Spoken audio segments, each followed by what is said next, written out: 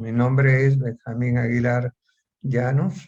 Soy docente de la Universidad Católica en los cursos de familia y de sucesiones, y también soy docente de otras universidades, también en la maestría de familia de la UNIFE.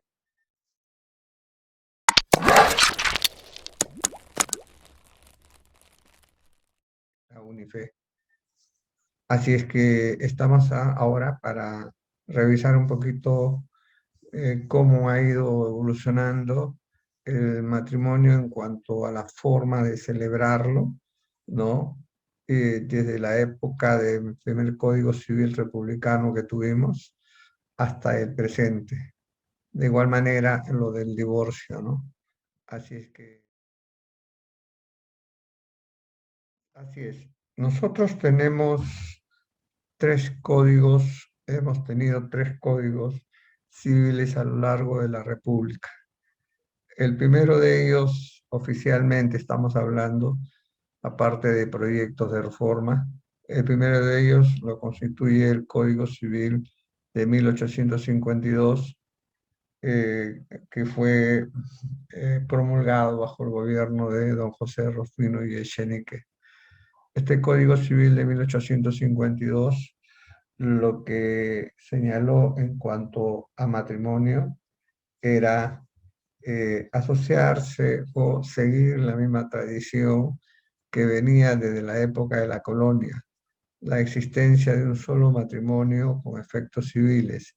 Y este matrimonio era el matrimonio canónico, el matrimonio religioso, con las mismas formalidades que contemplaba, ¿no?, el Concilio de Trento, y que evidentemente no era necesario. ¿Por qué? Porque no existía el matrimonio civil. Las personas que se casaban bajo ese código eh, ya eran cónyuges y con todos los deberes y derechos que esta institución generaba, ¿no? Eh, para incluso ser mucho más preciso y conciso, me remito al artículo 156 de dicho Código Civil de 1852. El artículo 156 decía: el matrimonio se celebra en la República con las formalidades establecidas por la Iglesia en el Concilio de Trento. Hay que tener en cuenta que este matrimonio religioso, este matrimonio con efectos civiles, es un matrimonio que, si se siguen las formalidades del Concilio de Trento, es decir, lo que establece el Código Canónico, es un matrimonio que, en primer lugar, no permite el divorcio, solamente permite la separación legal y por causas muy específicas, como lo vamos a ver más adelante. Este Código Civil de 1852, este matrimonio religioso, es un matrimonio que tuvo una duración bastante extensa en el tiempo, porque estamos hablando de 1852 y permaneció así hasta 1930. Este código, este matrimonio religioso, repito, estaba bajo las reglas del Concilio de Trento, que luego va a dar lugar al Código Canónico. Y el Código Canónico tiene sus reglas muy especiales. Hablar, por ejemplo, del canon. Canon es, como nosotros decimos, nuestro artículo tal del Código Civil, pues el canon es una suerte de artículo también. El canon 1055 del Código Canónico de 1983, ya el último, el vigente, establece como fines del matrimonio el bien común de los cónyuges y la generación y educación de los hijos, ¿no? Por otro lado, este código solamente se contempló la separación, más no el divorcio, pues como sabemos, Este código reguló el matrimonio canónico como único con efectos jurídicos y en el derecho canónico no se admitía el divorcio. Bueno es precisar el referente, que en este caso no constituye el código canónico del cual estamos hablando, que solo regula la separación legal como una medida excepcional. Y así el canon 1151 y siguientes establecen que los cónyuges tienen el deber y el derecho de mantener la convivencia conyugal, a no ser que les excuse una causa legítima y solo permite la separación por el adulterio o cuando se pone en grave peligro espiritual o corporal al otro o al actor o de otro modo hace demasiado dura la vida en común. Esta es la única excepción por la que un matrimonio católico podía permitir que las personas se separaran, pero el vínculo matrimonial quedaba incólume porque no se permitía el divorcio. Entonces, este es el referente del Código Civil de 1852, que repito, va hasta octubre de 1930. ¿Por qué hasta octubre de 1930? Porque en 1930, bajo el gobierno de Sánchez Cerro, se expide dos decretos leyes, 6889 y el 6890, para ser preciso el 8 de octubre de 1930. Y tiene como particularidad que en esa época, en esa fecha, se incorporan a nuestro sistema jurídico civil dos instituciones sumamente importantes. Una es el registro civil, que va a laicizar el matrimonio de antes de que solamente era el matrimonio canónico. Este decreto ley ahora lo que hace es señalar que en el Perú, 1930 estoy hablando, 8 de octubre, en el Perú el único matrimonio válido para todas las peruanas y los peruanos es el matrimonio civil, y con todas las formalidades que ya conocemos por el matrimonio civil. Esto no significa de que el matrimonio religioso haya sido dejado de lado.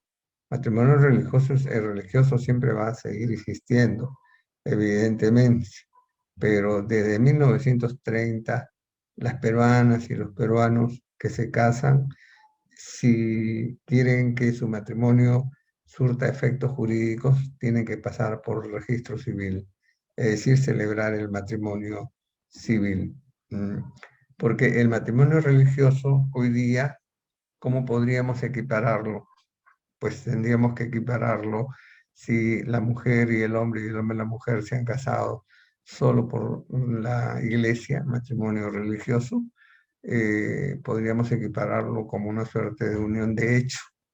Y ya sabemos que la unión de hecho tiene su propio tratamiento legal, ¿no? En el cual se están concediendo una serie de derechos adicionales a ello, ¿no?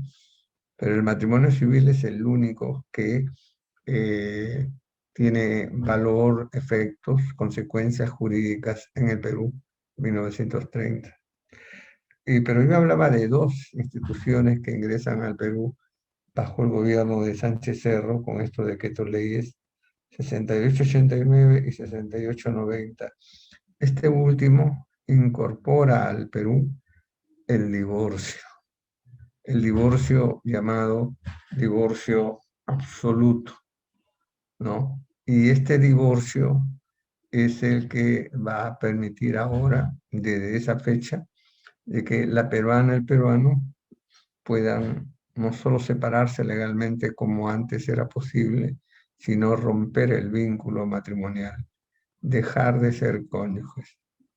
Una nota importante que habría que hacer es que el divorcio, cuando ingresa al Perú en 1930, Perú es el país pionero en incorporar a su sistema jurídico el divorcio, porque los otros países de la región no tenían el divorcio.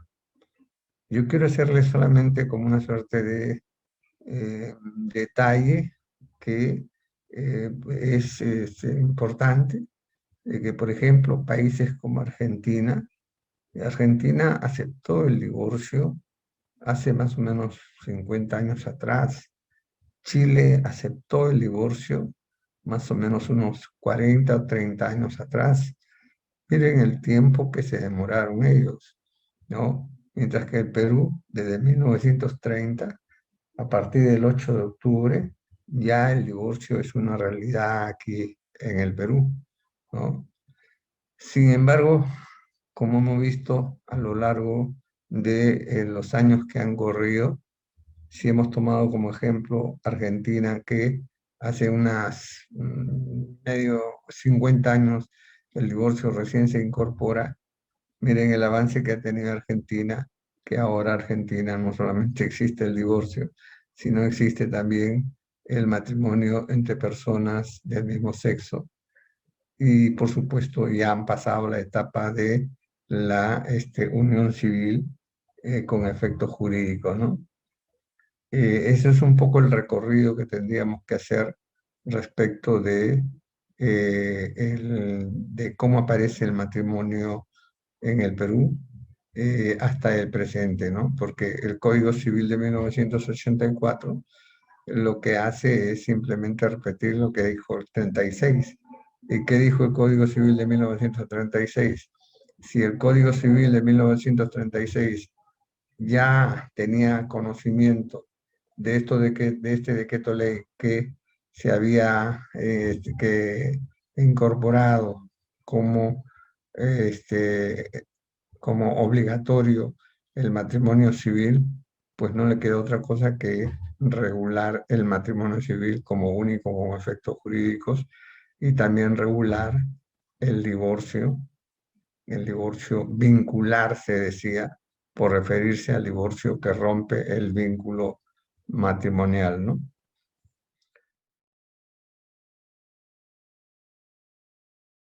Y claro, en cuanto a las causales, habría que ver y recordar un poco la historia, ¿no?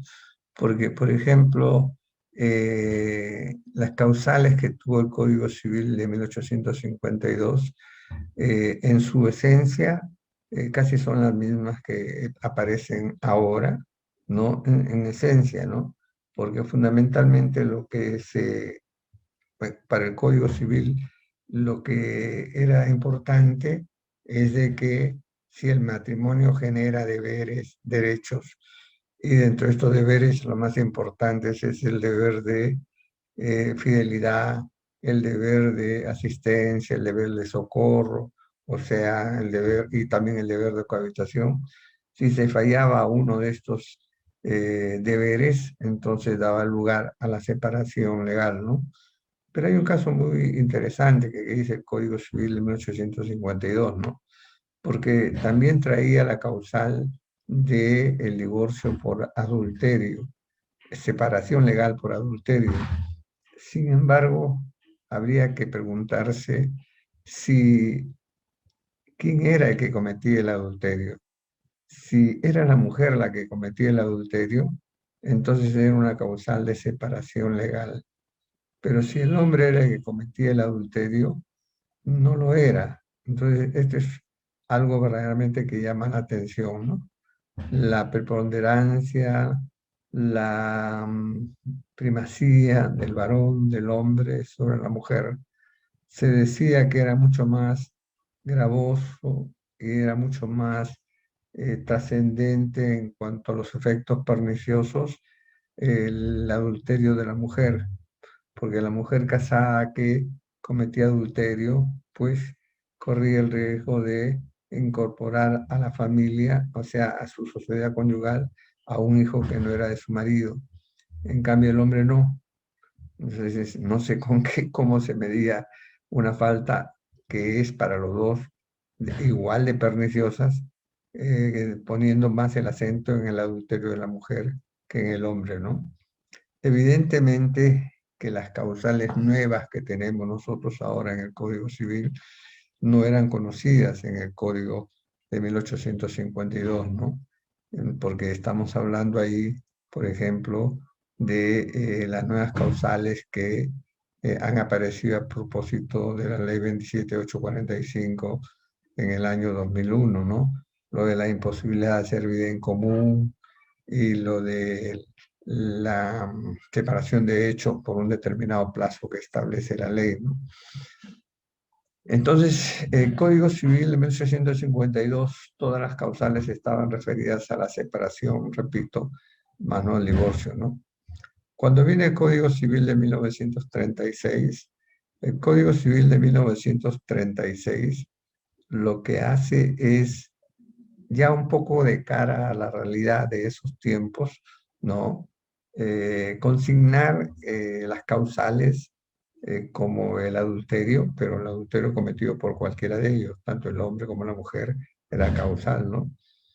Y las causales que trae el Código Civil de 1936, al menos en cuanto a número, son mucho menor que las que tiene el Código Civil del 84. Habían por lo menos 10 causales en el Código Civil de 1936, más la que se había incorporado, que ahora lo conocemos como la separación convencional, antes era conocida como el mutuo disenso, ¿no? Y casi todas las causales, excepto esta última, eran lo que en doctrina familiar se conoce como las causales, el divorcio sanción. ¿Por qué? Porque se trataba de encontrar a un culpable o a una culpable, la que o el que había cometido una falta que va a dar lugar precisamente a que se genere esta suerte de distanciamiento entre la pareja y luego proceder ya al divorcio, ¿no? Las causales son las mismas que tiene el Código Civil de 1984. Solamente han variado algunas en cuanto al tiempo y en cuanto a la redacción de las causales, ¿no? Pongo como ejemplo el abandono injustificado de la casa conyugal. Con el Código Civil de 1936 se señala que es causal de separación legal o divorcio, ¿no? Quien abandona injustificadamente al otro, ¿no? Entonces, ahora bien, pero ¿cuánto tiempo de abandono tiene que ser para que la persona, él o el otro abandonado, pueda pedir el divorcio? 2 años, 2 años que tenían que ser 2 años ininterrumpidos, ¿no? Entonces, y ahí había un problema ahí con los 2 años ininterrumpidos, porque esto dio lugar a que muchas parejas, por ejemplo, él o ella abandonaba al marido o el marido abandonaba a la mujer y cuando estaba por cumplirse los 2 años regresaba a la casa, con lo cual el plazo que había corrido se interrumpía y luego se volvía a ir y luego nuevamente teníamos que comenzar a computar el plazo. Entonces, esto tuvo que ser superado en cuanto a la redacción y ya el Código Civil de 1984, aludiendo a la misma causal, lo que hace, por ejemplo, es cuando uno de ellos injustificadamente abandona al otro por 2 años, sean que los plazos de abandono sean cortos y estos plazos se van sumando hasta que completen los 2 años. Si sumamos los plazos de abandono llegan a los 2 años, ya el otro u otra puede pedir ya la separación legal o el divorcio, ¿no? Ese es uno, ¿no? Y lo otro es que el Código Civil de 1936 eh, hablaba de una causal de el maltrato físico o psicológico, pero no le llamaba así, ¿no? Sino le llamaba la sevicia. Entonces, era causal de separación legal o divorcio la sevicia. ¿Y qué entendíamos en ese entonces por sevicia? Sevicia era el trato inhumano que uno de los cónyuges daba al otro, entendiéndose como lesiones graves, entendiéndose como intentos de ahorcamiento de la pareja, es decir, solamente la, la violencia física pura era la que daba lugar a que la persona pueda pedir la separación legal o el divorcio. Sin embargo, para ser mucho más realista, ya el Código Civil de 1984 ya no le llama sevicia, sino lo que le llama es, ¿no?, el maltrato físico o psicológico, agregándole lo psicológico, que es fundamental también, porque puede resultar mucho más dañino que, que un acto de lesión física en la pareja, ¿no? Entonces, todos esos cambios se han ido produciendo, según el maestro Cornejo Chávez, mi maestro, a quien tanto recuerdo y he querido. Según el maestro Cornejo Chávez, señalaba que él era un antidivorcista, se declaraba así. Sin embargo, cuando tuvo que ser el ponente principal del libro de familia, Código Civil de 1984, lo que hizo él, y así lo dice, es: yo lo que voy a hacer es mejorar la redacción de lo que ya está en el Código Civil de 1936, ¿no? Porque había muchas falencias en el Código Civil del 36, ¿no? Pero siempre declarándose un antidivorcista, ¿no? El tema de los antidivorcistas y los prodivorcistas, ya que lo he mencionado a propósito del maestro Cornejo Chávez, es un tema que ya ha quedado de lado, ¿no? Porque ya es una realidad incorporada a nuestra legislación, como repito, desde 1930, y ya no hay esta polémica entre los divorcistas y los antidivorcistas. Hoy día ya se aceptó, es una realidad en el derecho y en el pueblo en general el divorcio.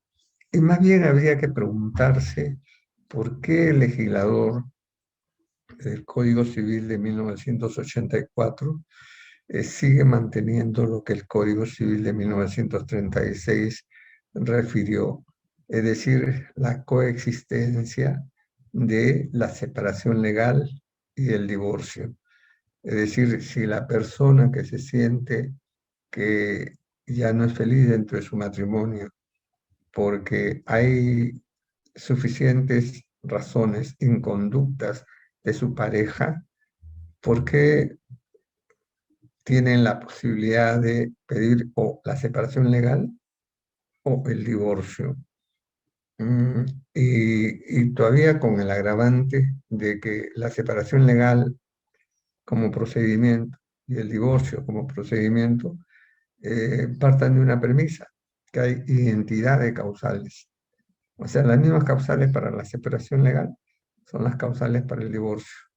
Entonces uno se pregunta y dice: ¿qué persigue la separación legal? La separación legal lo que persigue es solo la suspensión de la vida en común y poner punto final al régimen de sociedades gananciales, pero queda incólume el vínculo matrimonial. ¿Qué persigue el divorcio? Bueno, el divorcio persigue el rompimiento del vínculo matrimonial. O sea, ya no hay más matrimonio. Entonces, una lógica de que el divorcio es mucho más grave en cuanto a las consecuencias, las causales deberían ser mucho más gravosas, ¿no? Entonces, cuando a mí se me ha preguntado, por ejemplo, pero ¿por qué existe todavía la separación legal? Tema que se está revisando para ver si se puede ya separar y quedar solamente el divorcio como única posibilidad.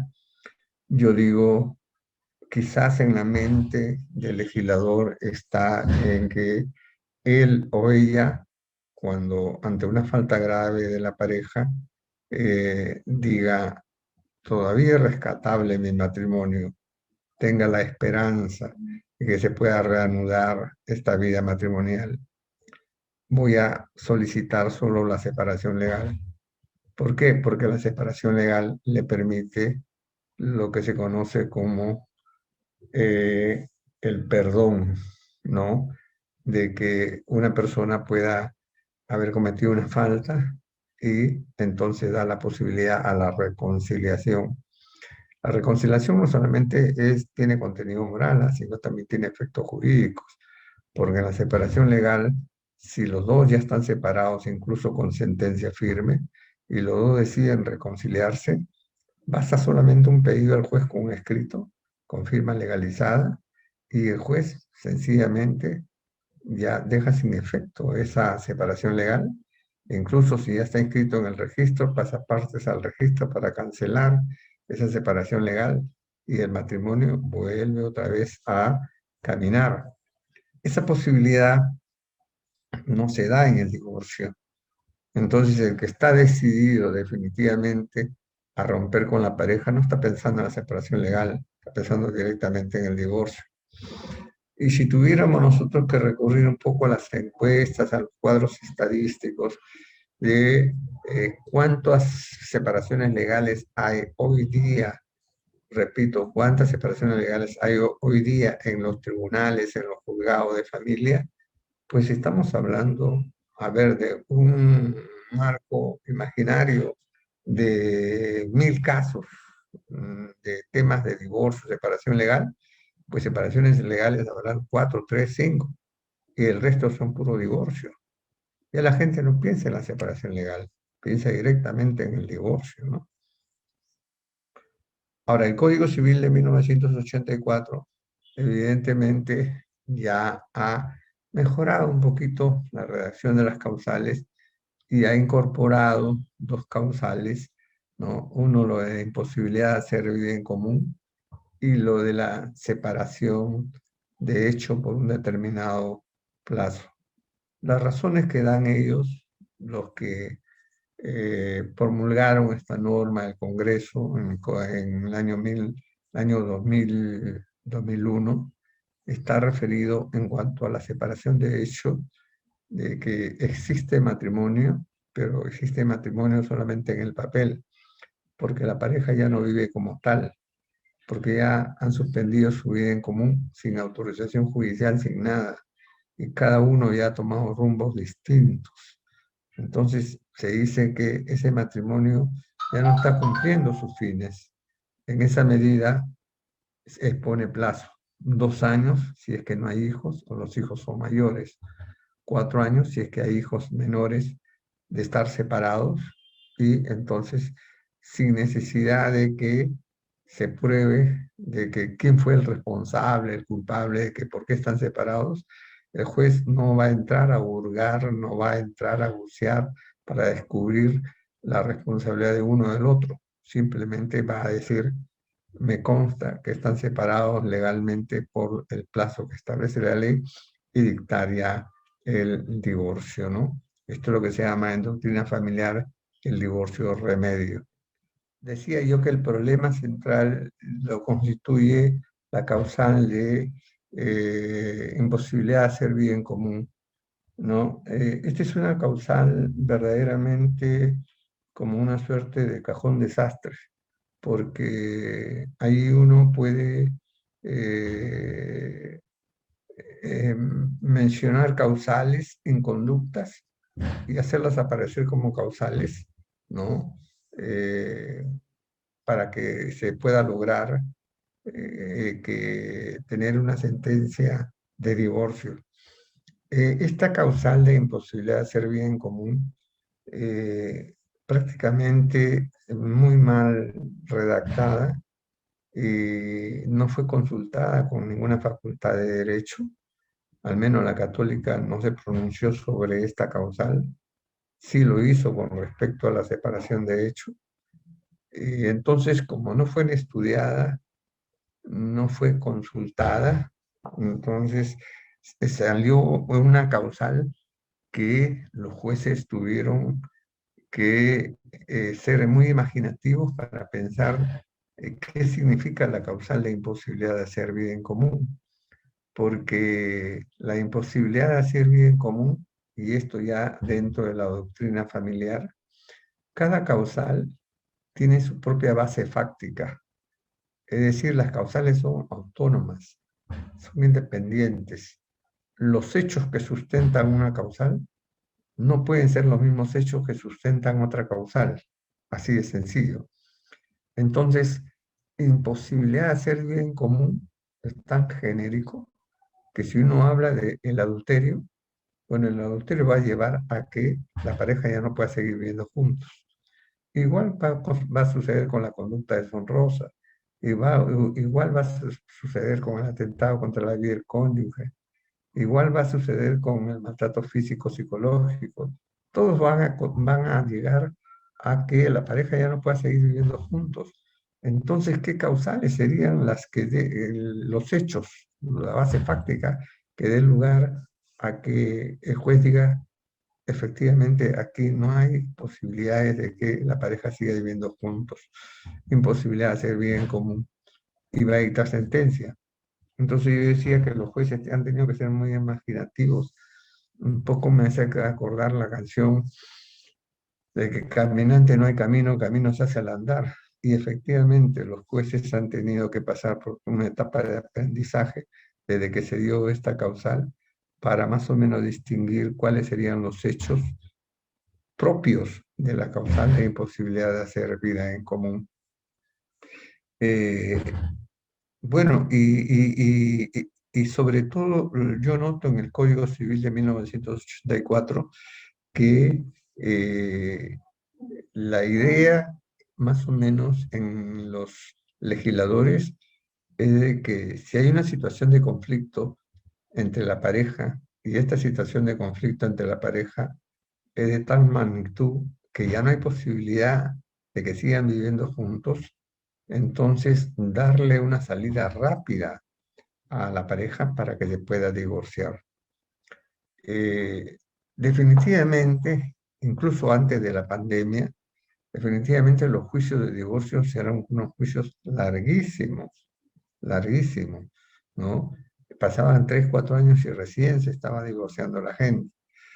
Por ello es que se generaron leyes facultando a los notarios, a las municipalidades y también al Poder Judicial para posibilitar que la separación legal sea solicitada ante el notario o una municipalidad y con un trámite muy expeditivo, porque si por juicio de divorcio la pareja quedaba divorciada a los 4 o 5 años, por una separación legal que luego se convertía en divorcio ante el notario, pues el trámite de presentar su separación legal y ya estar divorciado tranquilamente puede llevar un término no mayor a 3 meses.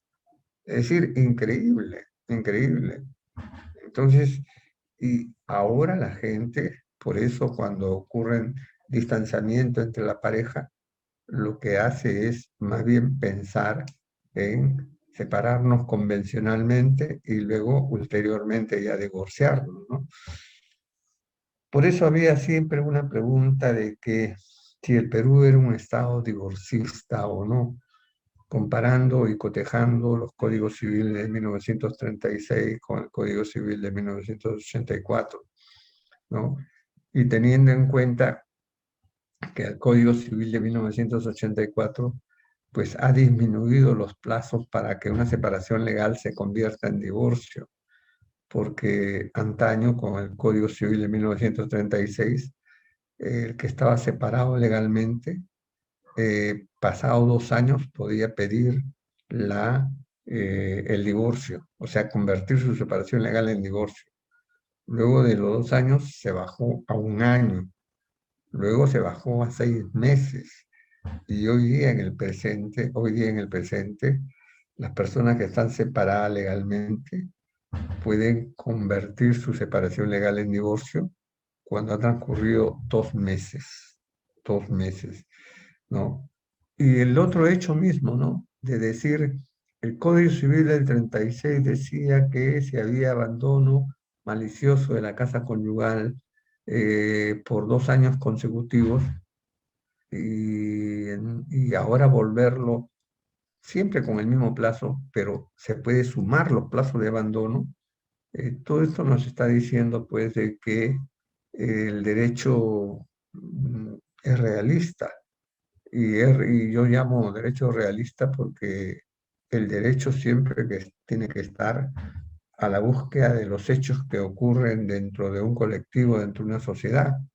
Si el derecho ve de que determinados matrimonios no están funcionando como tal, pues entonces tiene que darle una salida rápida a los efectos de que esta pareja pueda poner punto final a su relación, porque si no sería condenarlos a que sigan viviendo juntos, ¿no? Y generando un ambiente totalmente negativo, hostil y sobre todo con gran perjuicio para la prole. Si bien es cierto que cuando comenzamos esta conversación se decía y con propiedad de que el único matrimonio existente en el Perú era el matrimonio religioso. Y el matrimonio religioso no solamente es un contrato, sino es un sacramento. En esa medida, el matrimonio religioso no admite el divorcio. Cuando dos personas se casan hasta que la muerte los separe. Excepcionalmente acepta la separación legal. Bueno, eso decíamos, ¿no? Porque efectivamente el Código Canónico lo contempla así, pero la realidad supera ello, pues, ¿no? Y entonces ya en el matrimonio civil sí, cuando hay conflicto de pareja, el derecho tiene que darle una salida, tiene que estar atento a lo que está pasando en su población para dar una salida a que estas parejas que ya no funcionan como tales puedan pues buscar una posibilidad, ya que no encontraron la felicidad con la persona con la que se casaron, puedan hacerlo con otra persona si es que quieren reanudar su vida matrimonial, ¿no?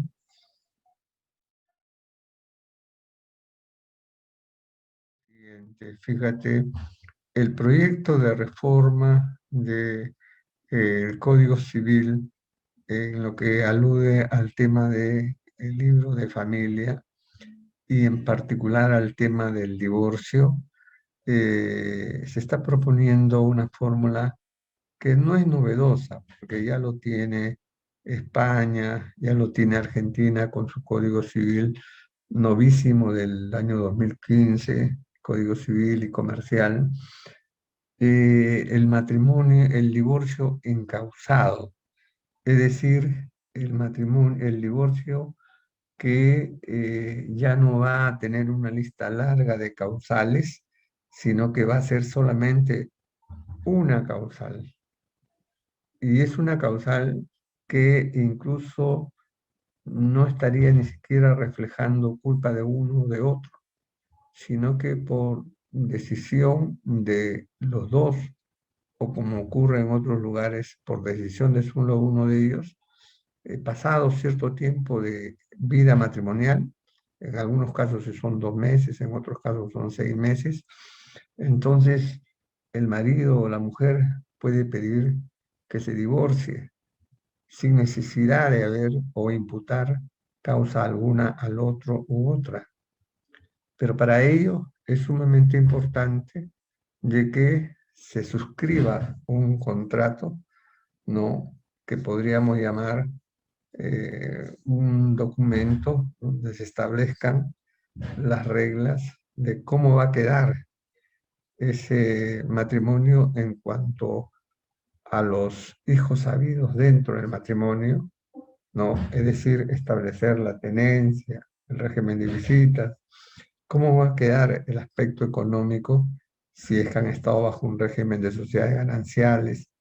Entonces, puestos de acuerdo sobre ese tema, que no es novedoso aquí, porque como ya hemos visto aquí en el Perú, para que uno pueda optar por la separación legal ante un notario, uno tiene que tener una propuesta convencional de cómo va a ser el régimen ya separados legalmente. Y esa propuesta gira de quién va a tener los hijos, el régimen de visitas para aquel papá o mamá que no tiene a los hijos, y luego la liquidación del régimen de sociedades gananciales. Pues bien, esa propuesta tendría que estar acordada y aprobada por el juez a los efectos de que el juez, ante el pedido de los dos o uno solo de ellos, pueda ya dictar el divorcio sin causa alguna, ¿no? Y esa es un poco la tendencia, ¿no? Y el proyecto de reforma del libro de familia contiene esa propuesta que no sé si la sociedad peruana lo vaya a aceptar con tanta facilidad. Recordemos que nuestra población es muy, muy tradicional, ¿no?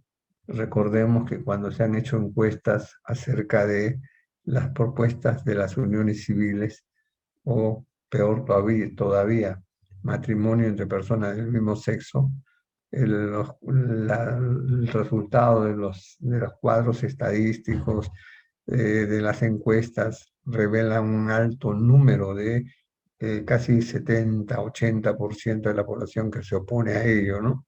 Porque es muy tradicional.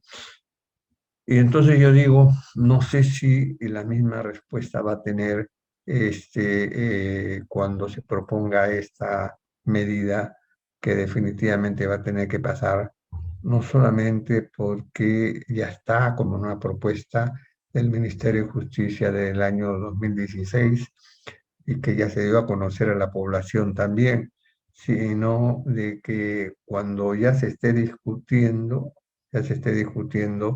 la ley, en este caso, en este tema en particular, no olvidemos que hay dentro de los congresistas o los que habrán, los que serán los congresistas, muchos de ellos, ¿no? Con opiniones muy tradicionales que no tengo por qué criticarlos, así los tienen, donde piensan que el matrimonio debe ser uno solo y para siempre, ¿no?